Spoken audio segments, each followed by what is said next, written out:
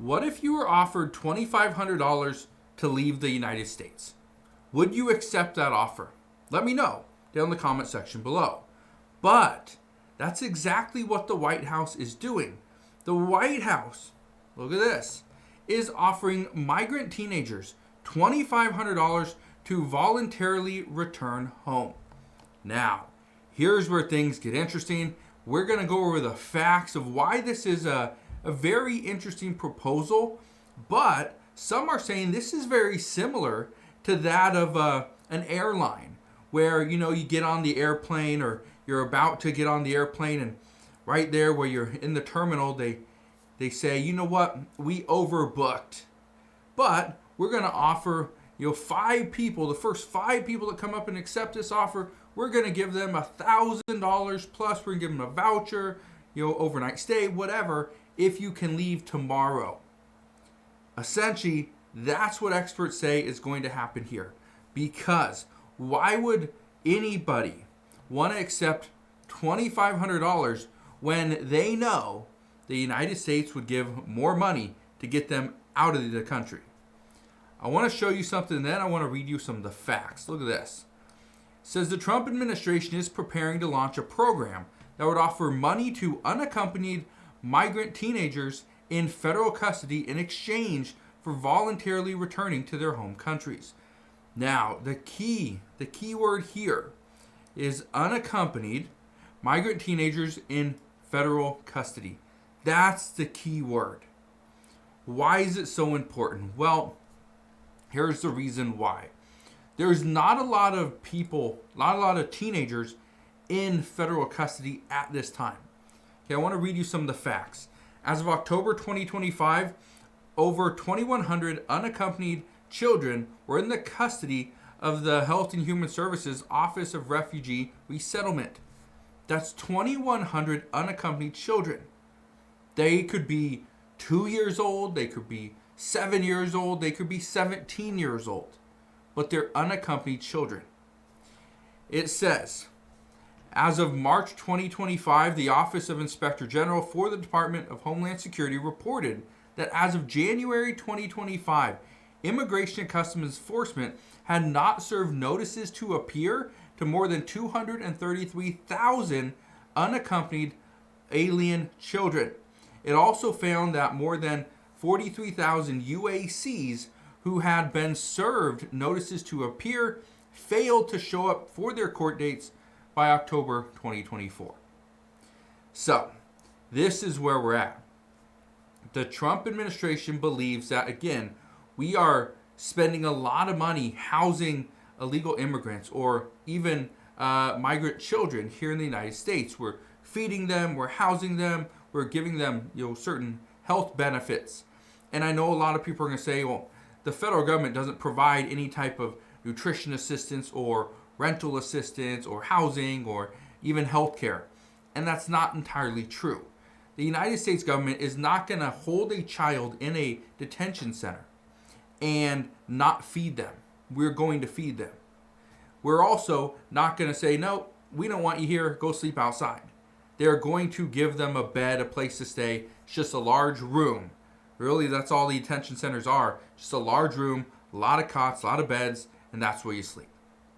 Then as far as healthcare, do you know that there are some cities, some states, that if you go into a clinic or a hospital, they're not going to turn you away. Now, they don't openly say, hey, we got free healthcare, but they are not going to turn you away. If there's something wrong, they will figure it out. So, in a way, we are providing healthcare. But listen to this. It says the New York Post reported, this is July 2025, that up to 300,000 migrant children have disappeared inside the United States. It says during the record-breaking years of 2021 and 2022, respectively, according to the Health and Human Services, they say they took in 122,000 children in 2021 and took in 129,000 in 2022. That's a lot of people, a lot of unaccompanied alien children. Now it says the concern here is that children are going to accept this $2,500 offer because they have no other alternative. They are stuck in the detention center don't know where their relatives are. They have no clue. And yet that may be their only option, is to go back to their home country with $2,500, and then they can potentially use that to get back to the United States. At least that's what they're saying right now. But I want to keep reading this to you. Here's the initiative. It says it will begin with 17-year-olds and provide $2,500 to minors who choose to depart the U.S. after an immigration judge approves their request and they arrive in their country of origin. That's where it's starting, okay? Now, here's the reason why I'm bringing this to your attention.